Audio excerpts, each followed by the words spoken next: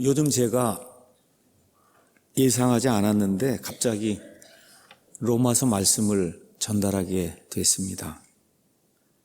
로마서 4장부터 한 주에 한 장씩 그 핵심 내용이 무엇인가를 이렇게 짚어나가고 있습니다.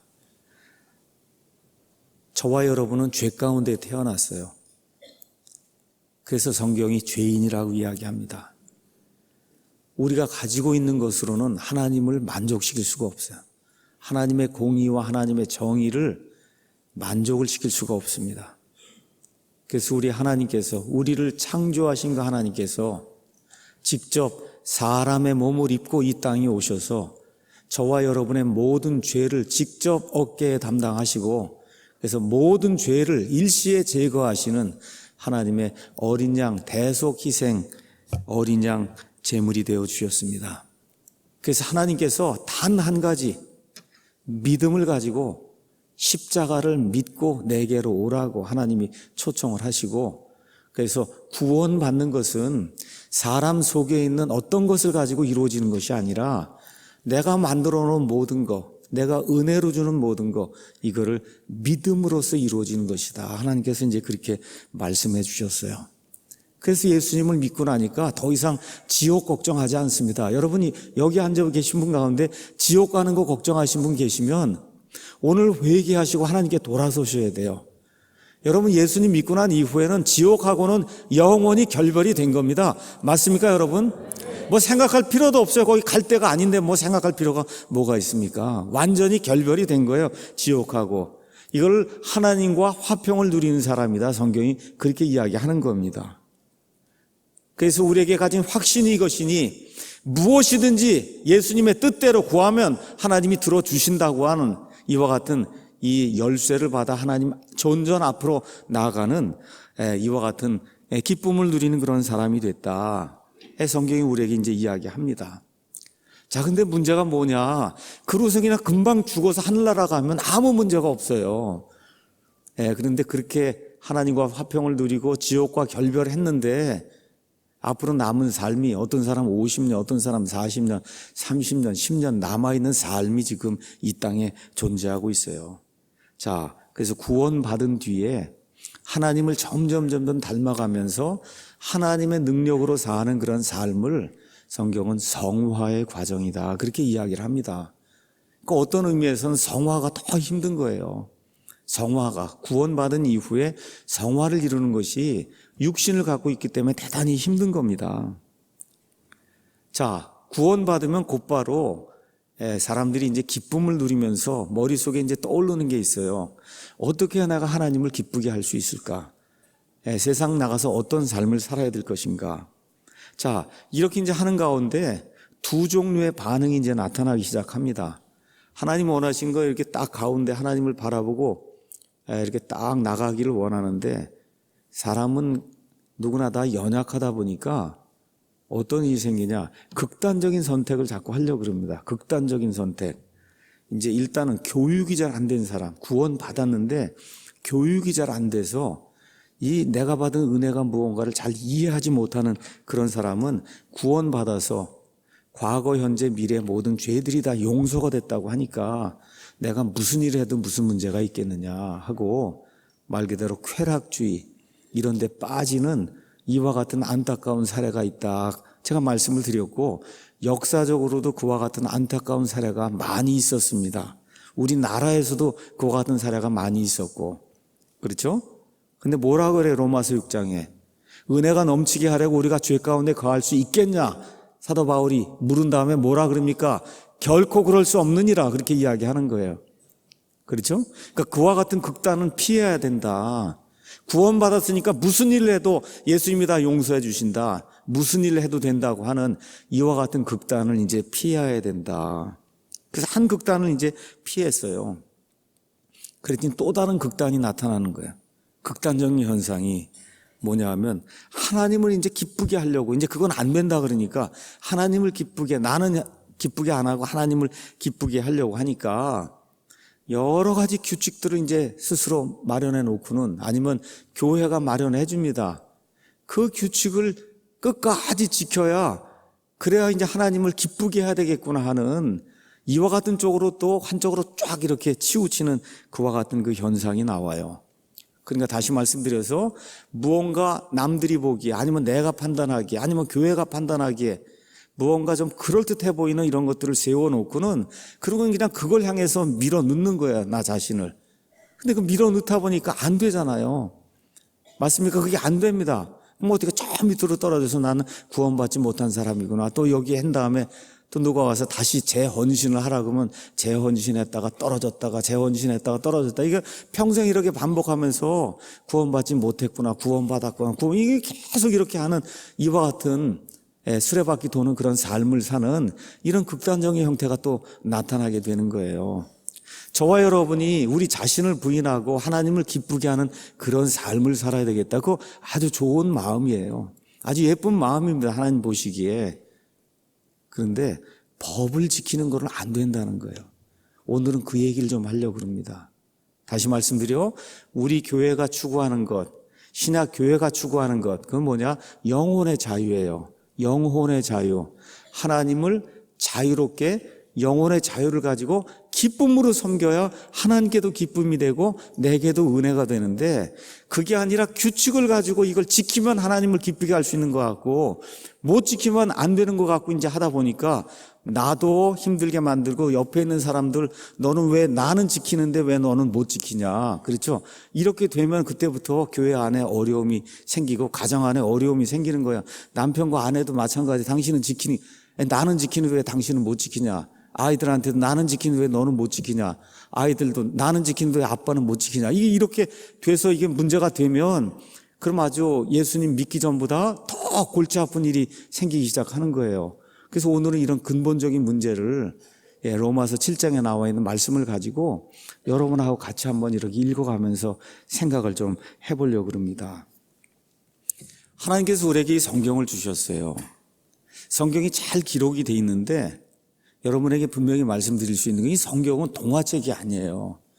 동화책 이런 거 그냥 초등학교 1학년 아이들 이렇게 읽으면 뭐 이해가 이렇게 되는 그런 책은 아니에요. 기억하셔야 돼요. 성경이 쉽지는 않습니다. 특별히 교리에 관해서 로마서 같은 데 이렇게 들어가 읽었는데 한 번 읽었더니 그냥 내가 다 알 수 있다, 이런 사람은 뭐가 잘못된 겁니다. 그럼 뭐가 잘못된 거예요, 그거. 그런 일은 있을 수가 없어요. 다시 말씀드려, 하나님이 성경을 잘 기록해 주었어요. 또 많은 사람들이 성경을 잘 번역을 했습니다. 그런데 무엇이 중요하냐? 성경을 바르게 읽는 게 중요해요. 바르게 읽는 게. 바르게 읽는 건 뭐냐 하면, 여러분 이게 글이잖아요. 특히 이게 편지잖아요. 이렇게 됐으면 편지를 받는 사람이 있고 편지를 주는 사람이 있어요. 이런 사람이 저 사람들을 생각하며 글을 이렇게 기록했을 때 기록자의 의도가 뭐냐는 거예요. 기록자의 의도. 그 기록자의 의도를 잘 판독을 해야 여러분이 지금 논술 시험도 잘 볼 수 있고 국어를 잘해야 그거 하듯이 지금 로마서도 마찬가지고, 이게 나오면은 앞뒤 문맥이 지금 뭘 이야기하는 건가요? 문맥을 잘 이해를 하고 성경을 읽지 않으면 하나님께서 애를 써서 성경을 지금까지 보존해 주셨어도 그 말씀이 우리에게 은혜가 되질 않습니다.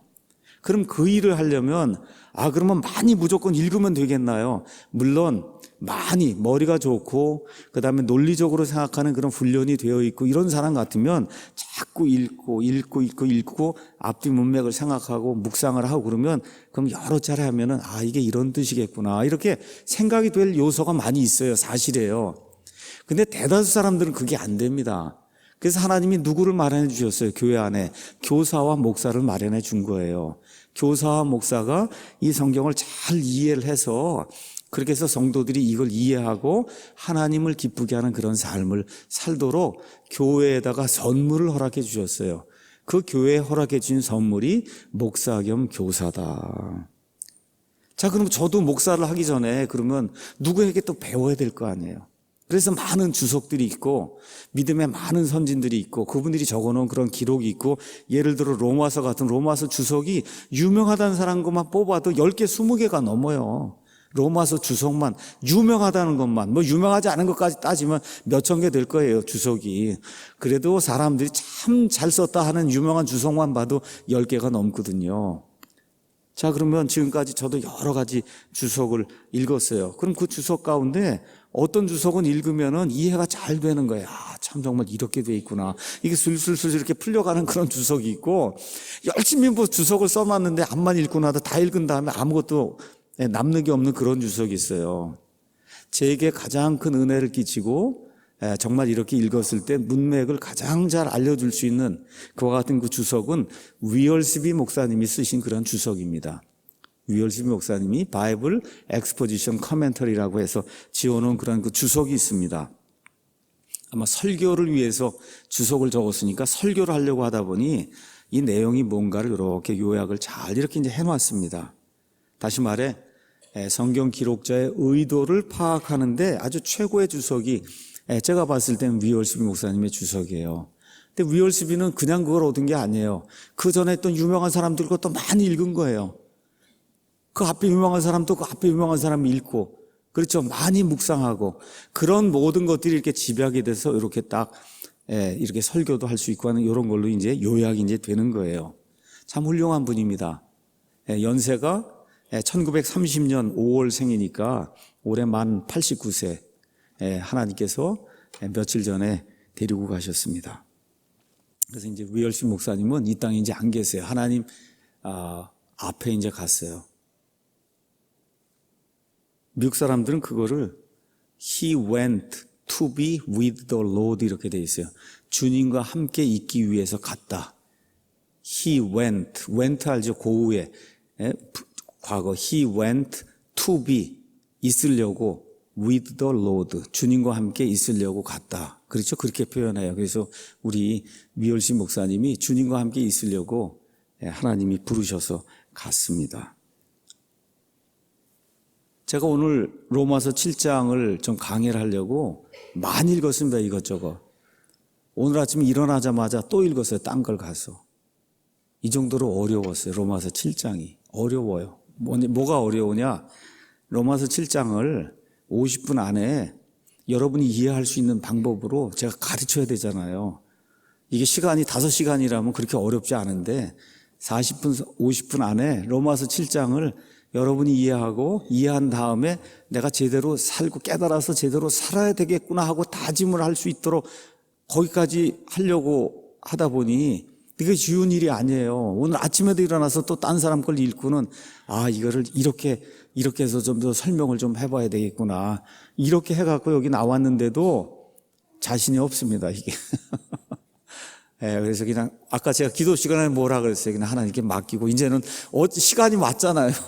그래서 있는 그대로 하나님께서 인도해 주시리라고 믿고 여러분에게 우리 위얼스비 목사님 비롯해서 여러분들의 이런 주석들 이런 모든 것들도 제가 느낀 이런 것들 정리를 해서 로마서 7장에서 이야기하는 하나님의 이 뜻이 무엇인가를 여러분에게 전달하는 그런 시간을 좀 갖도록 하겠습니다. 오늘 제목은 율법주의 탈출 곧 영혼의 자유가 성숙의 비결이다. 이렇게 이제 잡았습니다. 율법주의를 탈출하는 거, 그 이후에 영혼의 자유를 가지고 주님을 섬기는 거, 이것이 성숙함의 비결이다.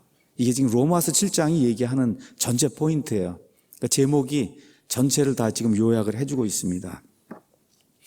자, 구원받은 다음에 누구나 좀 거룩하게 살아야 되겠다. 다 그렇게 이제 생각을 합니다. 자, 이런 생각하는 가운데 우리 교회 모토를 이제 하나 생각을 해보면 우리 교회 여러 가지가 있지만 하나는 신약교회를 추구한다는 거예요. 아니, 교회면 교회지고 꼭 신약교회를 꼭 밝혀야 되느냐. 구약식 교회를 하면 안 됩니다, 여러분. 구약식 교회를 하면 안 돼요. 구약식 교회를 하면 꼭 여기 율법주의에 들어가는 겁니다. 제가 분명하게 이야기할 수 있어요. 구약식 교회를 하면 꼭 율법주의에 들어갈 수밖에 없는 거예요. 그러니까 율법주의를 탈피해야 된다 하는 얘기는 신약교회를 해야 된다는 거예요.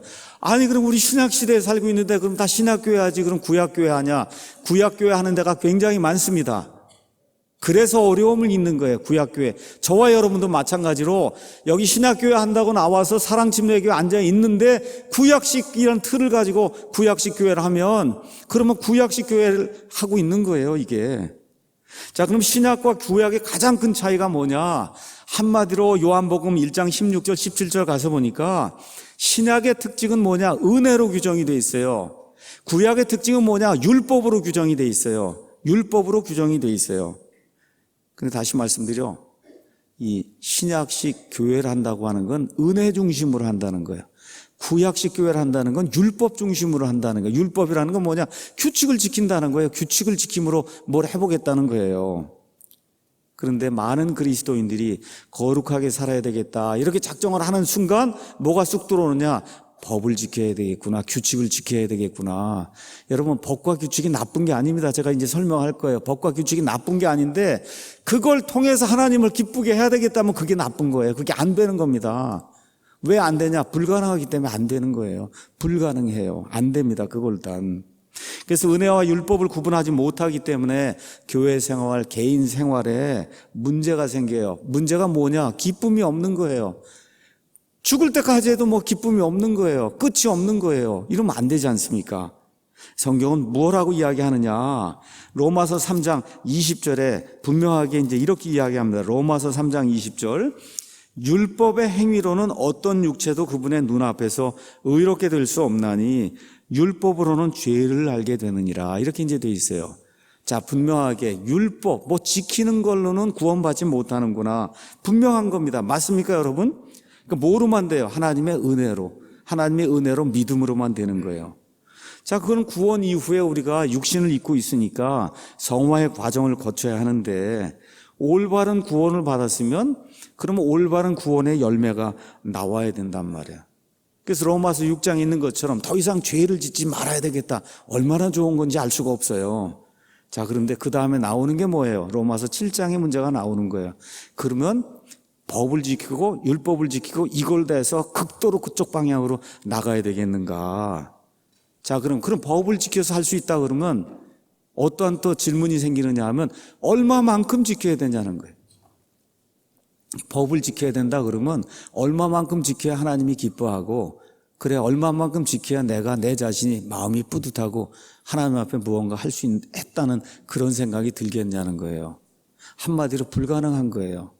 한마디로 불가능한 거다. 자, 그러면 율법, 여기 성경에 나오는 율법이라고 하는 거는 영어로는 그냥 law예요. L-A-W. 이거를 특별히 구약시대 이 모세가 이 시내산에서 받은 법을 다른 법하고 구분하기 위해서 우리말로는 율법이라고 번역을 해놓은 거예요. 근데 영어로는 law예요. 우리 뭐 중력의 법칙, 뭐 가속도의 법칙, 뭐 이렇게 얘기하는 그 법칙이라는 게 law잖아요. 그래서 연력학 제1법칙, 우리는 법칙이라고도 얘기도 하고 규칙이라고 얘기도 하고 그게 law예요, law. 다른 게 아니고.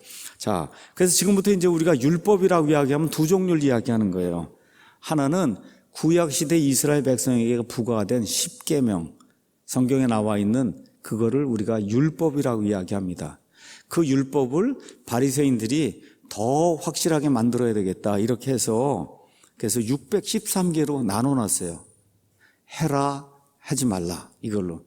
이렇게 해서 1년이 365일이에요.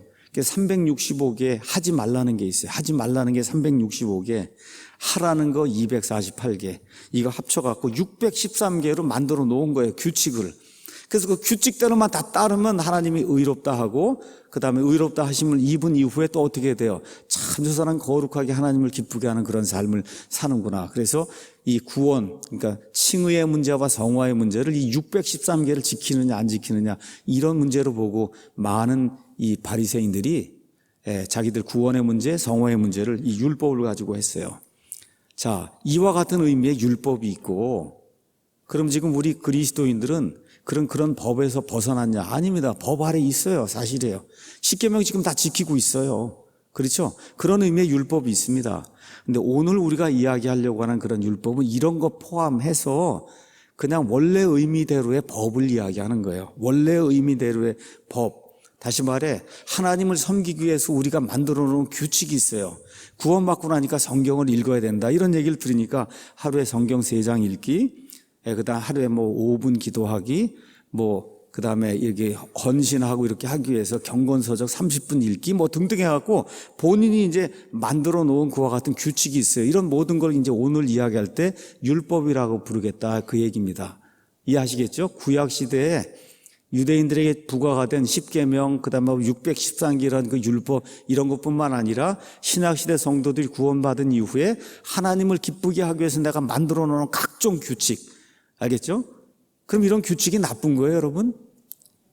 좋은 거예요. 좋은 의도로 시작이 된 거예요. 좋은 겁니다. 자, 이것들 자체는 좋은 거예요. 그런데 율법은 좋은 거예요. 근데 뭐가 나쁜 거냐? 율법주의가 나쁜 거예요. 율법주의. 율법주의는 뭐냐?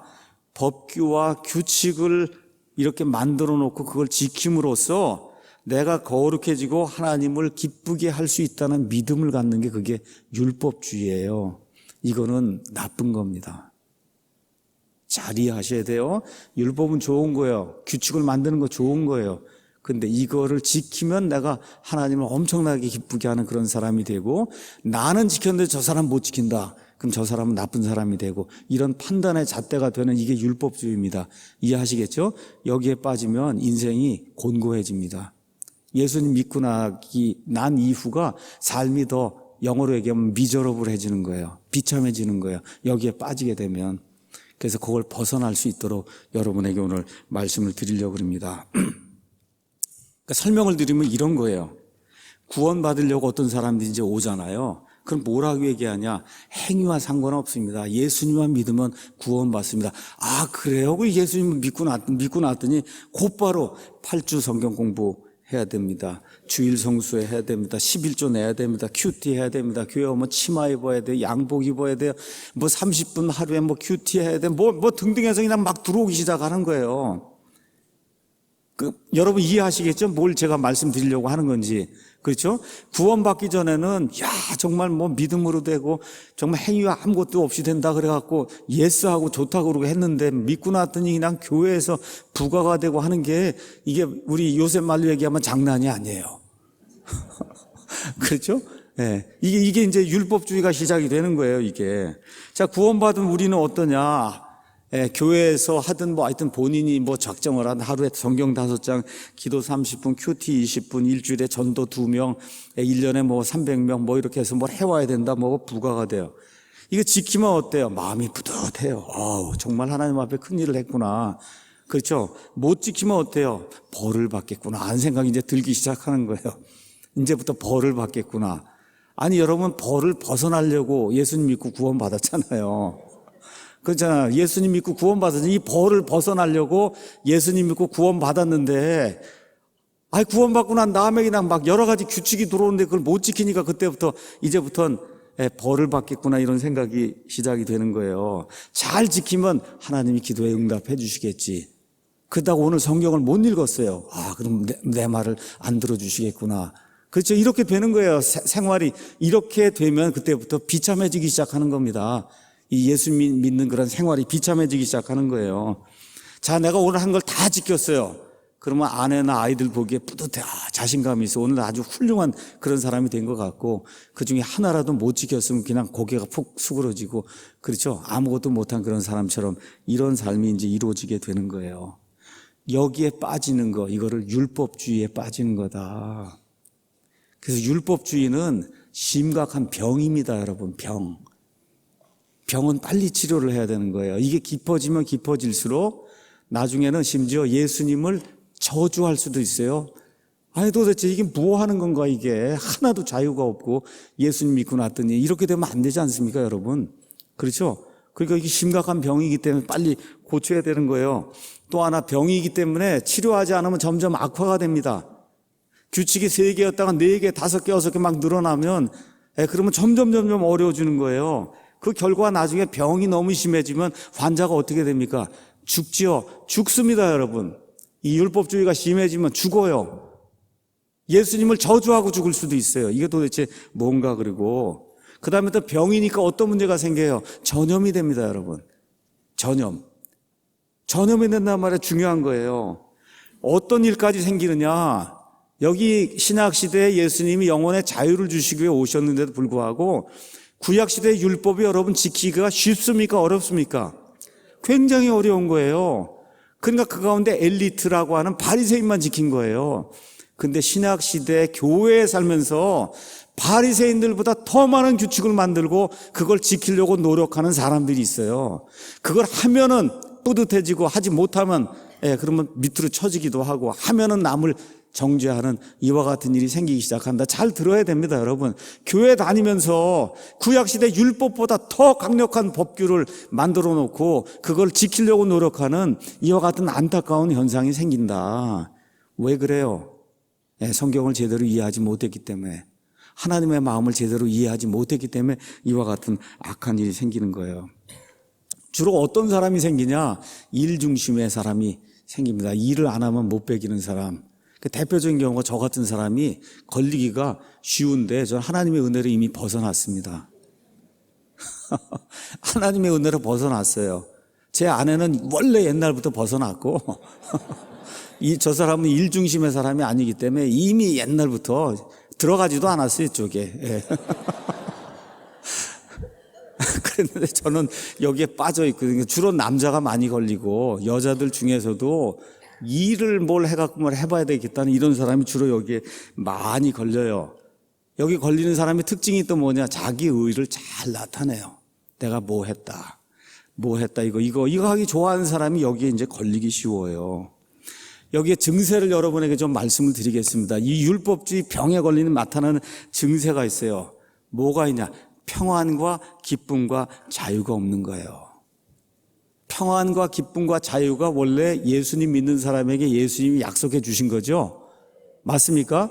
근데 예수님 믿고 났더니 정반대 현상이 생기는 거야. 평안이 없고 기쁨이 없고 아무 자유가 없는 거예요. 이런 일이 내 안에 생기기 시작하면 이게 뭔가가 문제가 생겼구나, 이거. 무슨 문제예요? 율법주의 병이 생긴 거예요. 율법주의 병이 생긴 거예요. 그러니까 어떻게 해야 돼요? 오르락 내리락 하는 거예요. 잘 지키면 막 그냥 기쁨이 넘치고 보면 알아요. 잘 지키면 저 사람 잘 지키고 있구나. 하다가 어느 날 꼬꾸라지면 교회도 안 나오고 그런다 그러면 못 지키고 있구나. 이게 다 나타나는 거예요. 이게 이런 현상이 이제 나타난다. 오르락 내리락 하는 이런 현상이 나타나는 거예요. 이런 가운데 또 하나 나타나는 증세가 있어요. 그건 뭐냐 하면 심각하게 남을 비판해요. 나는 하는데 왜 너는 못하느냐? 그렇죠? 나는 하는데 왜 너는 못하느냐? 여러분, 교회 안에 다 이런 사람들만 차 있으면 교회 다닐 수 있겠어요? 그렇잖아요. 그러니까 이 사도 바울이 성도들이 이와 같은 모든 것들을 너무나 잘 알고, 왜 본인도 옛날에 바리새인 생활하면서 이런 거 다 경험을 했기 때문에, 그래서 율법, 뭔가 규칙을 지키는 거, 이런 것이 예수님 믿는 거하고 무슨 관계가 있는가, 이거를 7장 하나를 할애를 해서 저와 여러분에게 지금 알려주려고 편지를 쓴 거예요. 그래서 오늘은 제가 7장에 나와 있는 말씀을 4개로 이렇게 딱 나눠갖고, 그래서 오늘은 그 중에 한 부분을 읽었어요. 4개로 나눠서 문단의 요약을 드릴 거예요. 여러분, 국어를 잘하려면 문단 요약을 해야 될까요? 여기 문단의 요약이 있고, 여기 있고, 이게 4개가 이렇게 있고, 그런 다음에 이걸 쭉 요약을 쭉 정리하니 뭐가 나요? 결론이 딱 나오는 거잖아요. 그런 식으로 여러분에게 일단은 로마서 7장의 문단 요약 4개, 이거 하고 우리가 어떻게 해야 되겠는가, 이런 거를 예를 이렇게 좀 이렇게 드리고, 또 중간에 많은 부분은 이건 그냥 읽어야 될 부분이기 때문에 그냥 읽으면서 7장을 한번 처음부터 끝까지 이렇게 살펴보는 그런 시간을 갖도록 하겠습니다. 먼저 1절에서 6절은 요약이 뭐냐? 우리는 율법에 대해서, 아니면 율법을 향해서는 죽은 사람이라는 거예요. 죽은 사람이다. 자, 로마서 6장 14절 한번 가서 보겠습니다. 너희가 율법 아래 있지 아니하고 은혜 아래 있으므로 죄가 너희를 지배하지 못하리라. 자, 저와 여러분이 지금 율법을 벗어나서 은혜 아래 있으면 그럼 어떻게, 죄가 우리를 지배하지 못한다는 거예요. 그럼 이걸 뒤집어서 우리가 율법 아래 있으면 죄가 우리를 지배하는 거죠. 맞습니까? 이걸 뒤집으면 그렇잖아요. 우리가 율법 아래 있지 않으니까 죄가 우리를 지배하지 않아요. 그럼 우리가 율법 아래에 있어서 규칙을 막 뭘 지켜야 되겠다 그러면 그때부터는 죄가 우리를 지배하는 거예요. 여러분, 오늘의 핵심이 그겁니다. 오늘의 핵심이 그거예요. 율법 아래 있으면 내가 생각하지 않았던 죄가 꿈틀꿈틀하고 일어나갖고 저와 여러분을 꽉 쥐는 이와 같은 삶이 이루어진다는, 이러면 아까 말씀드린 대로 비참한 삶이 이루어지는 거예요. 율법주의라고 하는데 걸려갖고. 그러니까 율법 아래 있으면은 죄가 우리를 지배한다. 머릿속에 이제 집어넣으시고, 그럼 여기 나와 있는 단어가 뭐예요? 율법하고 은혜잖아요. 그렇죠? 율법, 은혜. 구약식은 뭐예요? 율법이고, 신약식은 뭐예요? 은혜잖아요. 은혜. 그 은혜는 뭐예요? 하나님이 내 행위와 상관없이 전적으로 하나님께서 선물로 주시는 게 은혜고, 율법은 내가 힘을 다해서 한번 해봐야 되겠다는 게 그게 율법이잖아요. 그렇죠? 그러니까 힘을 다해서 뭘 해보려고 그러면 어떤 일이 생긴다고요? 죄가 우리를 지배한다는 거예요. 이상하게. 하나님의 은혜로 감사하게 말 그대로 물이 흘러가듯이 하나님을 이렇게 섬기면은, 그러면 죄가 우리를 지배하지 못하는데, 내가 좀 해봐야 되겠습니다 하고 뭐 규칙을 세워놓고 이렇게 나가면은, 처음에 의도는 좋은데 조금 있으면 우리 안에 있던 죄가 꿈틀꿈틀하고 일어나고 우리를 지배하는 이상한 일이 생긴다는 겁니다. 우리 인간 안에 있는 그런 이상한 일이. 그 얘기를 지금 하려고 하는 거예요.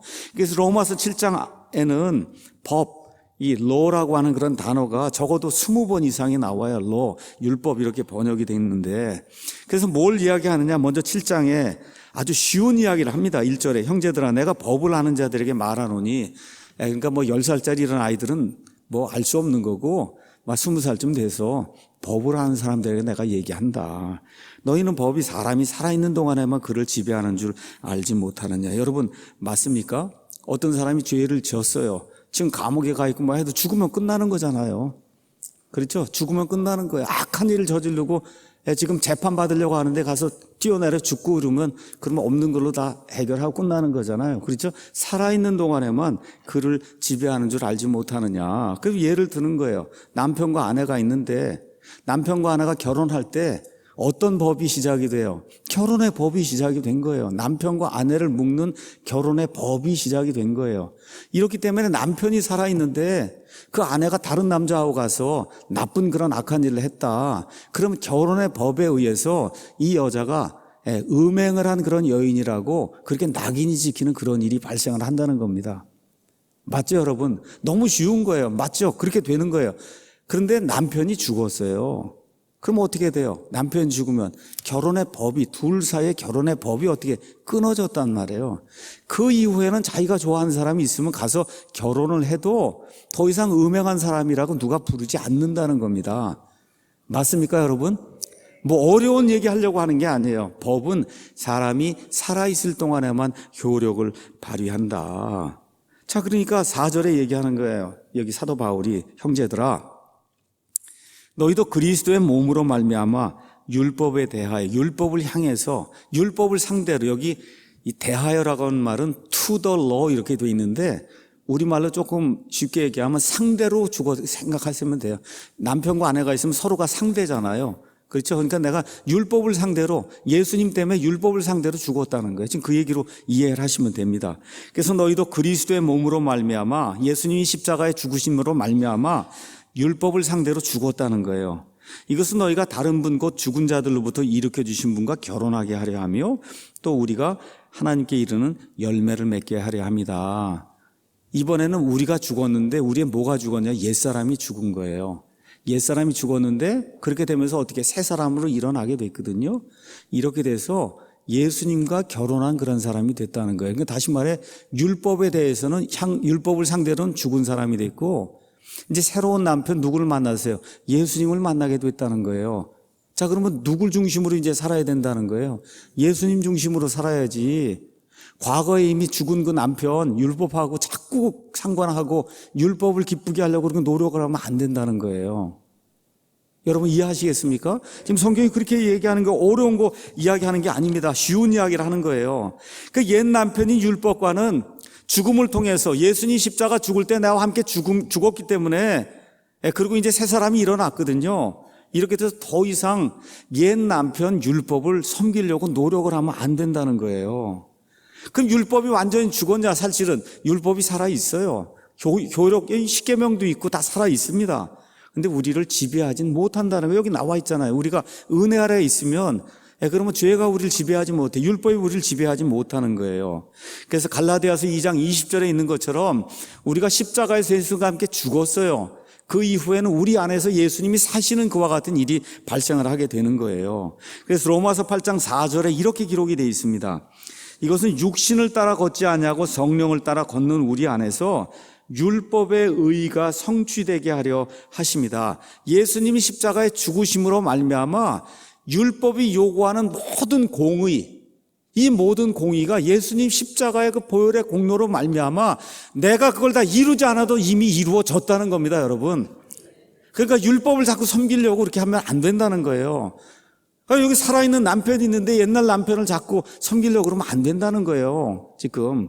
사도 바울이 그 얘기를 지금 하고 있는 겁니다. 그래서 6절에 뭐라고 얘기하냐? 우리를 붙들던 것 안에서 죽었으므로 이제 우리가 율법에서 구출됐다. 이것은 우리가 영의 새로운 것 안에서, 이제 성령님 안에서 새로운 것 안에서 섬겨야지 글자의 낡은 것, 여기 구약 성경에 나와 있는 십계명 돌판에 있는 이걸 꼭 지켜서 하나님을 기쁘게, 이런 방식으로 안 된다는 거예요. 우리도 다 적어 놓잖아요. 올해 들어오면 뭘 해야 되겠다고 다 글자로 적잖아요. 이런 걸 가지고 섬기려고 하는 게 아니다. 여러분 이해하시겠어요? 글자, 여기 써 있잖아요. 글자의 낡은 것 가지고 하려고 하지 마라. 이제 새 사람이 됐으니까 성령님 안에서 새로운 걸 가지고 주님을 섬기려고 노력을 해야지. 이 구약 성경에 있는 이와 같은 거 율법 지켰다 감 기쁘다 그러고, 또 우리가 만들어 놓은 규칙 지켰다 그러고 기쁘다 그러고, 이렇게 하는 거는 글자의 낡은 걸 가지고 새로운 신랑을 기쁘게 하려고 하는, 이건 안 되는 거다. 지금 그렇게 이야기한 거예요.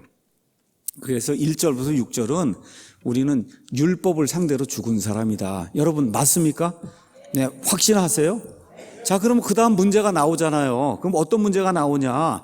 그럼 율법이 나쁜 겁니까? 여러분, 율법이 나쁜 겁니까? 누구라도 물을 거 아니야. 아니, 율법을 향해서 죽었다. 그럼 그건 율법이 나쁜 겁니까? 아, 성경 3장 읽고 뭐 하겠다고 이렇게 규칙 적어 놓은 게 나쁜 거냐? 나쁜 거예요, 여러분? 아닙니다. 나쁜 거 아니에요. 그래서 지금 바울이 또 혹시 오해할 수 있는 그런 사람들이 생기기 때문에 율법은 죄가 아니고 율법은 나쁜 게 아니다. 그 얘기를 7절에서 13절에서 이야기하는 거예요. 오해하지 마라. 율법이 나쁜 게 아니다. 율법이 죄가 아니라는 거예요. 그 내용이 7절에서 이제 13절 나오는 겁니다. 그러면 우리가 무슨 말을 하리요? 율법이 죄냐? 뭐라 그래요? 그럴 수 없느니라. 안 되는 거예요. 뭐라 그랬어요? 율법을 통하지 않고서 내가 죄를 알지 못하였으리니 율법이 넌 탐내지 말라 하고 나에게 이야기하지 않았으면 내가 탐욕이 뭔지, 탐욕을 내면 하나님이 싫어하시는구나, 이걸 내가 어떻게 알았겠느냐. 이것도 너무 쉬운 내용이, 어려운 내용 아닙니다. 그 얘기하면서 뭘 얘기하는 거냐? 첫 번째, 율법에 대해서 이야기합니다. 율법은 뭘 얘기하냐? 죄를 보여주는 거예요. 죄를 보여주는 거예요. 제가 여러분에게 아주 쉬운 예를 알려드리겠습니다. 어떤 사람이 몸이 아파요.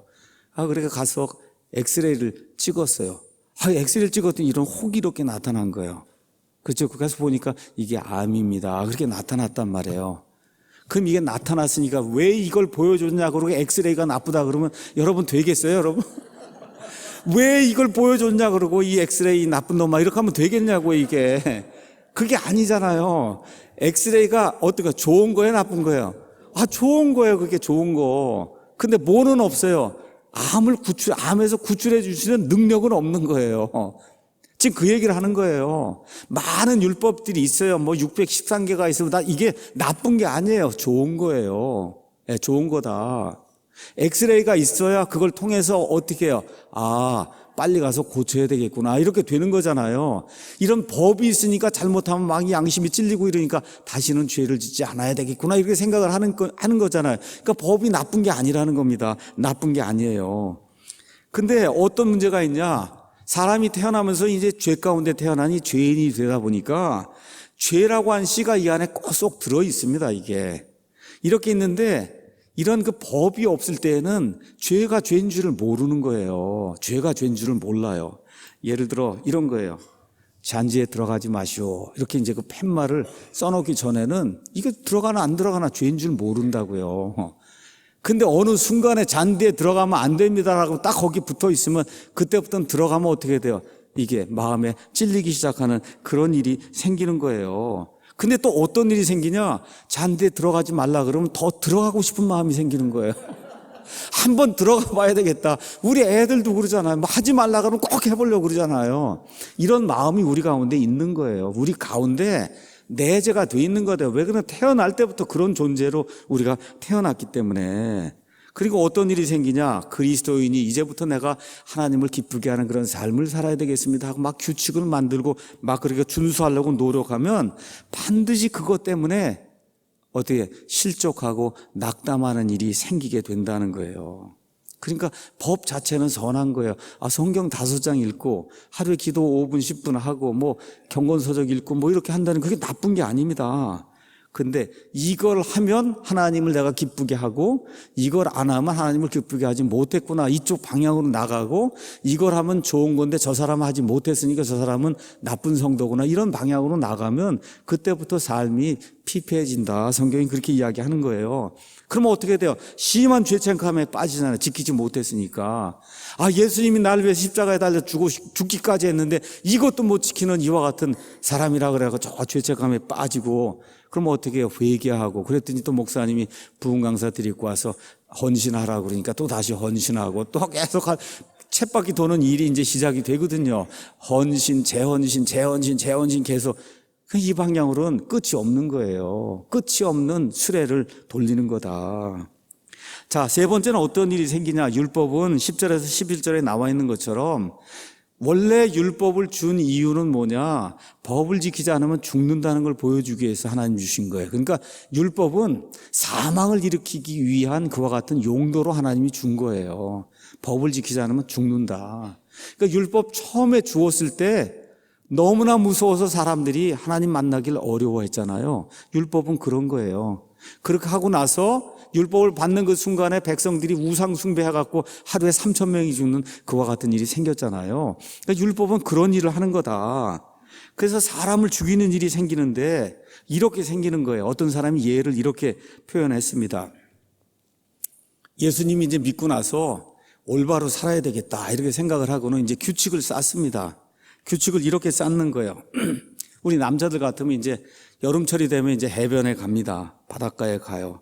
남자, 아내, 아이들과 함께 이렇게 갔는데 보니까 그냥 여자들이 막 비키니 입고 막 이렇게 돌아다니는 이렇게 보니까 막 보지 않으려고 이제 노력을 하고, 이제 예수님 믿었으니까 어떻게 보겠어요? 이건 안 되겠구나. 그리고 안 봐야 되겠구나. 그렇게 노력을 하고 결국 이제 담을 쌓는데 어떻게 담을 쌓냐? 바닷가에 가는 건 나쁜 일이다.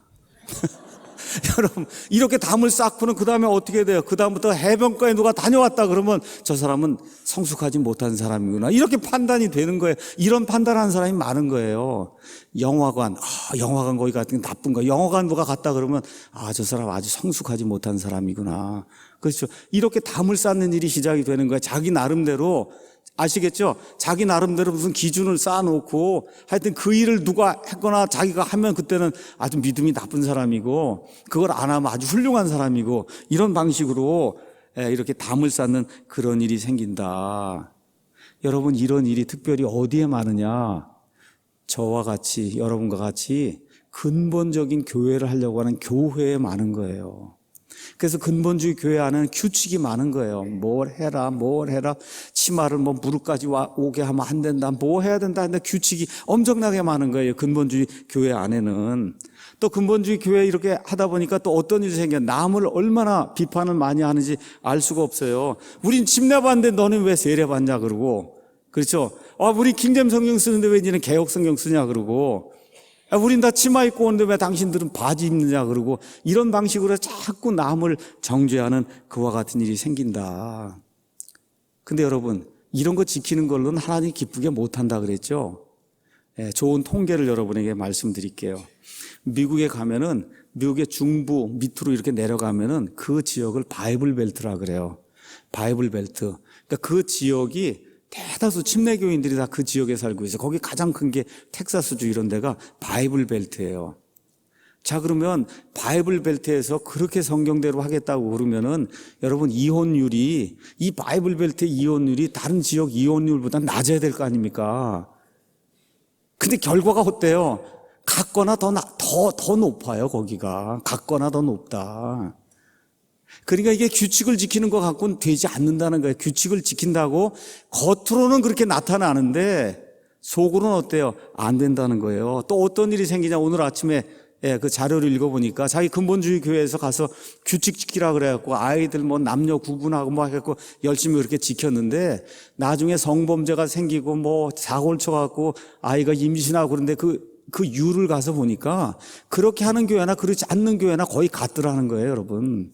아이들에게 그렇게 엄격하게 뭘 부과하고 뭐 하면 안 된다고 그러고 다 그렇게 했는데 결국 나중에 임신이 되고 뭐 이래갖고 그 한 거 가서 살펴보니까 미혼모 나오고 하는 거 보니까 근본주의 교회나 그렇지 않은 교회나 그 율이 거의 비슷하더라는 겁니다. 또 하나 재미있는 게 있어요. 미국 사람들 가운데 가장 근본적으로 그래도 깨끗하게 이렇게 살아야 되겠다 이런 사람들이 몰몬입니다. 이렇게 사람들 어디에 사냐 하면 유타주에 모여서 살잖아요. 근데 어떤 일이 있어요? 우리가 보통 얘기하는 음란물, 포르노 이런 거 그런 거에서 이제 동영상 이렇게 해서 다운받아서 보고 뭐 케이블 TV로 보고 하는데 그거 조사를 해보니까 몰몬이 있는 유타주가 제일 높다는 거예요. 그러니까 겉으로 나타나서 이거 볼 때는 그런 거 안 하는 것처럼 그게 근엄하게 다 보이고 그러는데 실제 속으로 가서 살면은 그럼 그렇게 하는 사람이나 안 하는 사람이나 다 똑같더라는 거, 그 결과가. 그러니까 그런 방식으로 사람의 눈은 가릴 수 있어도 그런 방식으로 사람의 속 마음에 들어있는 것 자체를 끊어버릴 수 없다는 겁니다, 여러분. 지금 바울이 지금 그 얘기를 지금 하고 있는 거예요. 그러니까 사람이나 교회가 규칙을 세워서 다른 사람들 판단하기 시작하면 그때부터 죽이는 일이 시작이 되는 거다. 그 죽이는 일이 시작이 되면 살려고 하는 사람이 오겠어요? 없으니까 교회 부흥이 안 생기는 거예요. 성도들의 기쁨과 평안과 자유와 사랑이 없는 거예요. 그래서 지금부터 한 4, 50년 전에는 미국의 가장 큰 교회 10개를 들라고 하면 그 가운데 5개, 6개가 다 근본주의 독립 침례교회였습니다. 근데 그 하는 일들이 지금 이렇게 규칙을 지켜서 뭘 하려고 하는 이런 방식으로 이걸 만들어 놓다 보니까 지금은 10개 가장 큰 교회를 뽑으라고 할 때 근본주의 독립 침례가 하나도 못 들어가는 이와 같은 일이 지금 생기기 시작하는 거예요. 그러니까 저와 여러분이 올바른 일 해야 되겠다고 우리 사랑 침례교회를 합니다. 그래서 안에 어떠한 그 규칙을 가지고 이렇게 하려고 하는 그 정신은 좋은데 그걸 가지고 자꾸 사람을 판단하거나 이걸 하면 우리가 하나님께 뭐 이걸 더 잘하는 것 같고 안 하는 사람 못하는 것 같고 이런 방식으로 돌아가기 시작하면 그러면 이 교회도 멸망당한다. 저와 여러분 기억해야 돼요. 개인도 멸망당하고 가정도 멸망당합니다. 자, 그래서 세 번째 이제 나오는 게 뭐냐 하면 바울이 14절에서 24절 얘기하는 거예요. 자, 율법에 대해서 죽었어요. 그 다음에 두 번째 율법은 나쁜 게 아니다. 12절에 뭐라고 얘기해요? 율법도 거룩하고 명령도 거룩하며 의롭고 선한 거예요. 우리가 여러 가지 규칙 세우는 것 다 의롭고 선한 건데 뭐가 문제냐 이거. 그러면 누가 와서 물을 거 아니야. 그럼 율법도 나쁜 게 아니고. 근데 율법에 대해서는 죽었는데 근데 왜 자꾸 도대체 이런 죄 문제가 생기느냐. 그 내용이 나오는 거예요. 14절에서 24절 내용은 뭐냐? 아주 간단하게 얘기하겠습니다. 율법이 문제가 아니라 내가 문제라는 거예요. 내가 문제다. 내 안에 두 개의 본성이 있다는 거예요. 예수님 믿기 전에는 이 안에 본성이 원숭이 하나밖에 없었어요. 원숭이. 그런데 이게 구원받고 나면은 진짜 사람이 하나 등장을 한다고. 원숭이 옛사람이 하나 있고 그 다음에 구원받으면 진짜 사람이 하나가 나타나요. 둘이 그냥 티격태격 하는 그런 일이 발생하기 때문에 지금 문제가 생기는 거다. 그러니까 다시 말씀드리면 이런 문제가 생기면 구원받은 사람이에요, 여러분. 이것도 좋은 거예요. 이런 문제가 생기면 구원은 받은 사람이에요, 이게. 여러분 이해하시겠어요?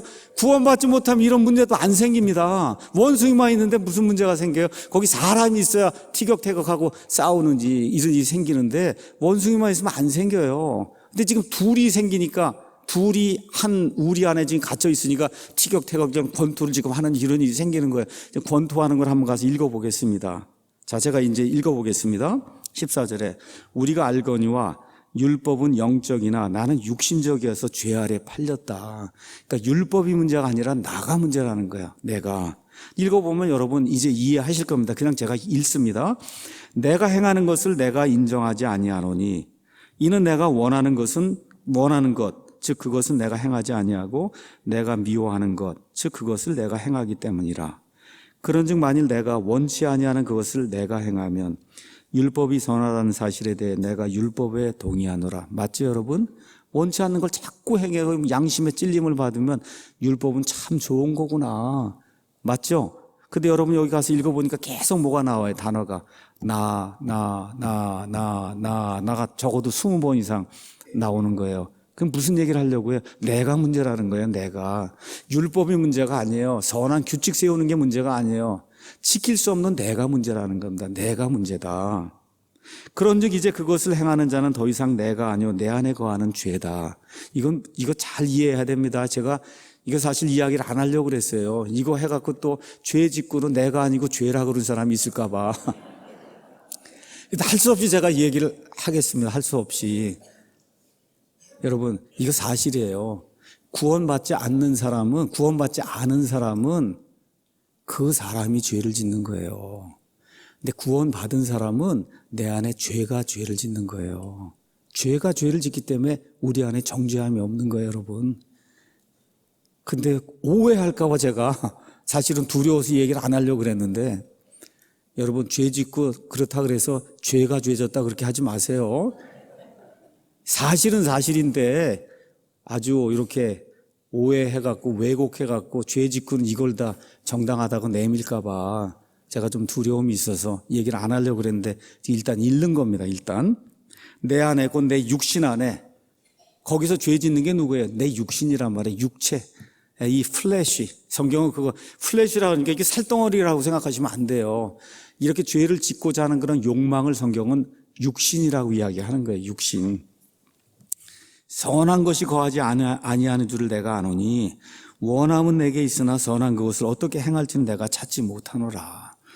아까 제가 말씀드렸죠. 원숭이하고 사람이 있단 말이에요. 이 사람은 선하게 좀 해보려고 노력을 하는데 이 원숭이에게는 할 수 있는 능력이 없어요. 없다고 이게. 이는 내가 원하는 선은 내가 행하지 아니하고 도리어 내가 원치 아니하는 악 그것을 내가 행하기 때문이라. 이제 내가 원치 아니하는 그것을 내가 행하면 그것을 행하는 자가 더 이상 내가 아니요 내 안에 거하는 죄니라. 맞는 건데 오용하지 마세요. 분명하게 말씀드립니다. 이거 맞긴 맞는 건데 오용하면 안 돼요. 이거를 뛰어넘는 사람이 되라고 이제 7장 끝까지 얘기하려고 하는 거예요. 이해하시겠죠? 예. 그런즉 내가 한 바업을 발견하노니 곧 내가 선을 행하기 원할 때 악이 나와 함께 있는 것이로다.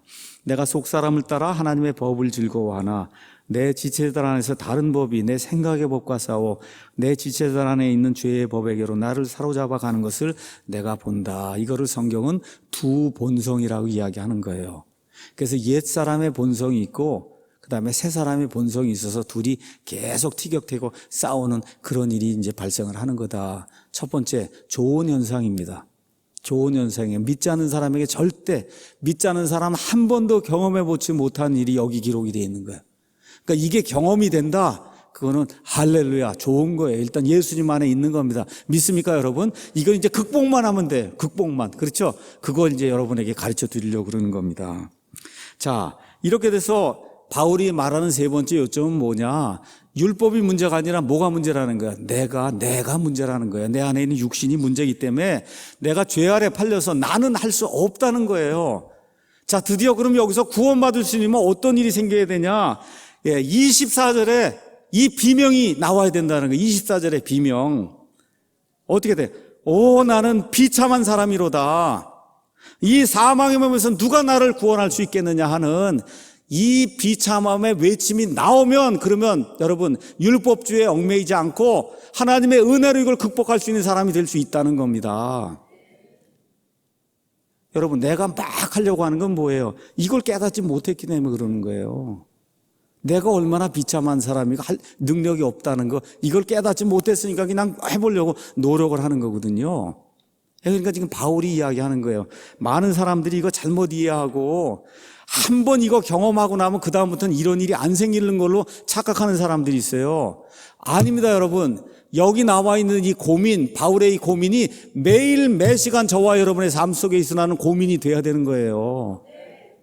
이런 사람이 그러고선 결국 어떻게 끝에 가서 오호라 나는 비참한 사람이로다 하고 깨지고 주저앉고 깨지고 주저앉고 하는 그 일이 생겨야 그 다음에 문제가 생긴다는 거예요. 문제가 풀린다는 거예요. 바울이 뭐라고 그래요? 그 다음에 나오는 게 내가 무엇을 해야 되겠습니까? 그래요? 나는 비참한 사람이다. 내가 무엇을 해야 되겠습니까? 하나님께 묻습니까? 누굴 찾아요? 나를 구출해 줄 수 있는 분이 누굽니까? 하고 누구를 찾잖아요. 여러분, 누구를 찾아야지 일을 찾으면 안 된다는 거예요. 누구를 찾아야 됩니다. 여기서 벗어나게 해줄 수 있는 그 누구를 찾아야지 벗어나게 할 수 있는 일을 찾으면 안 된다는 거예요. 그래서 바울이 그 다음 장에 나오는, 그 다음 구절에 나오는 게 뭐예요? 그 누구가 누구냐? 예수 그리스도 우리 주를 통하여 내가 하나님께 감사한다. 여러분 이해하시겠습니까? 그러면 성화를 이루는 것도 내 힘으로 되거나 아니면 법을 지켜서 되는 게 아니라 누구 때문에 되는 거예요? 예수님 때문에 되는 거예요. 예수님 때문에 되는 거다. 그럼 그 이후에는 어떤 일이 생기는 거냐? 하나님의 뜻. 그렇죠? 이거를 구하려고 자꾸 노력하지 않아요. 규칙을 지키려고 노력하지 않아요. 무시한다는 게 아니에요. 어떻게 해요? 하나님의 뜻을 행하는 그런 사람이 되는 거예요. 이걸 기억을 해야 됩니다. 그러니까 다시 한번 제가 말씀드릴게요. 성경 5장 읽고 큐티 30분 하고 기도 30분 하고 여러분 그날 못했어요. 막 무서워서 공포에 빠지지 않아도 된다니까요, 여러분. 제가 말씀드릴게요. 저는 많이 안 해도 공포에 안 빠져요. 거기 공포에 빠질 필요, 여러분, 그 공포에서 벗어나게 해주셨어요, 예수님이. 그럼 제가 여러분에게 하나 물어볼게요. 아내가 오래간만에, 나이가 60이 되고 그랬는데, 우리 동창들이 이번 5월에 꽃도 피고 그래서, 이번 주일에 동창회를 한번 해야 되겠다고, 그런데 내가 좀 가야 되겠다. 그럼 남편의 반응이 어떻게 나와야 되겠어요? 교회를 가야지. 어떻게 예배를 빼먹고 동창을 만나러 가? 그러고 나오면 이게 율법주의에 들어가 있는 사람이에요. 그래? 그럼 뭐 30만에 만나는데 그럼 한번 갔다 오고 그다음에 설교는 저녁 때 들으면 되겠구만. 뭐 안 들으면 또 다음 주에 들으면 되겠구만 하고 용돈도 챙겨주고 옷도 예쁜 거 사서 입으라 그러고 한번 갔다 오라 그러니 그거 좋은 사람이에요, 여러분. 맞습니까, 여러분? 이게 율법주의에서 벗어나는 거예요. 아주 제가 그냥 한 가지 극단적인 예를 든 거예요. 물론 저는 주일날 만나는 거 안 합니다. 아예 처음부터. 저는 원래 처음부터 안 하는 사람이기 때문에 그런 거 안 해요. 그럼에도 불구하고 내 옆에 있는 사람, 내 아이들, 뭐 누가 와서 주일날 무슨 일도 있고 그래서 오늘은 못 가겠다 그래. 그래? 그러면 다음에 또 이렇게 하도록 하고 이렇게 은혜를 베풀어야지. 그렇지 않습니까? 그걸 안 가고 하나님께 예배를 안 드리고 이렇게 나오면 눈을 부릅뜨고 이러면 나오면 그 사람이 지금 미저러블한 상태, 이 비참한 상태에 놓여 있는 거다. 이 영적인 상태가. 여러분 맞습니까? 이걸 얘기하는 거예요, 지금 사도 바울이. 그래서 이 예를 이렇게 들었어요. 고용주하고 고용인이 계약을 맺었어요. 그럼 그냥 고용인이 모든 일이 다 고용주가 하는 거라는 게 이게 다 일로 보이는 거예요. 늘 주인 눈치 보고 그러면서 일을 하고 있는 거예요. 근데 이제 고용인이 총각이고 고용인이 처녀가 돼서 결혼을 하면 그러면 어떤 일이 생겨요? 눈치 보는 일인지도 없는 거예요. 옛날엔 그게 다 일로 보였는데 결혼을 하고 나니까 여러분 일로 안 보이잖아요.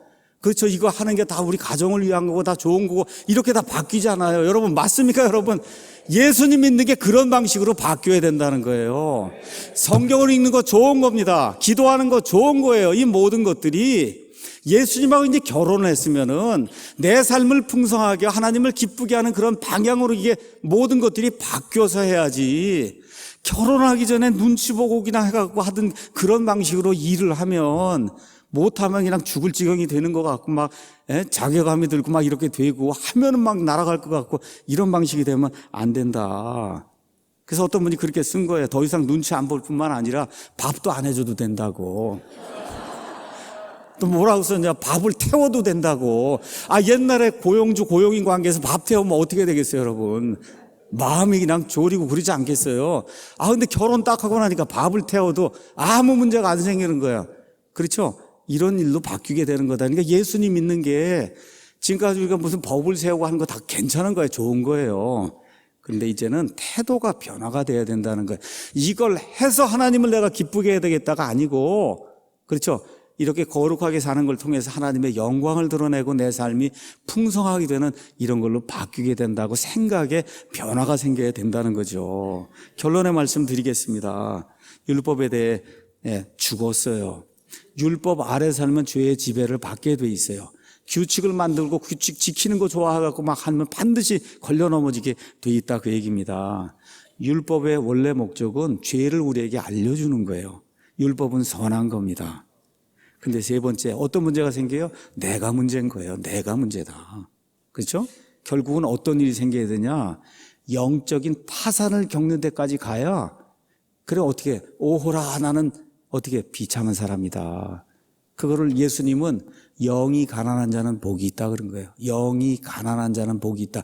뭘 해봐야 되겠다 하는 건 영이 부자인 거예요. 내가 뭐 좀 해봐야 되겠다고 하는 건 그게 아니라 나는 못합니다. 그냥 최선을 아침부터 저녁까지 일어나서 하나님 안에서 그냥 최선을 다해서 사는 거예요, 여러분. 그렇죠? 이 가운데 무슨 규칙이 있어서 탈 수 있으면 그거 맞춰서 하는 거고 못했어도 so what? 어떻게 다 벗어난 거예요, 여러분. 거기에서.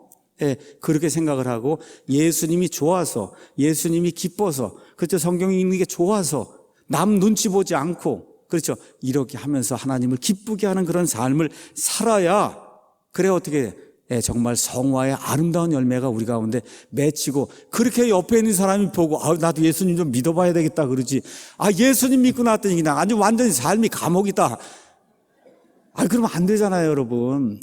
그렇잖아요. 완전히 쇠사슬로 그냥 묶어 놓는다 그러면 안 되지 않겠어요. 예수님 믿는 게 쇠사슬로 묶는 거 아니다. 여러분 이렇게 기억을 하시고 즐거움으로 기쁨으로 하나님 섬기며 점점 더 성화의 길을 가는 우리 모두가 되기를 예수님의 이름으로 축원합니다.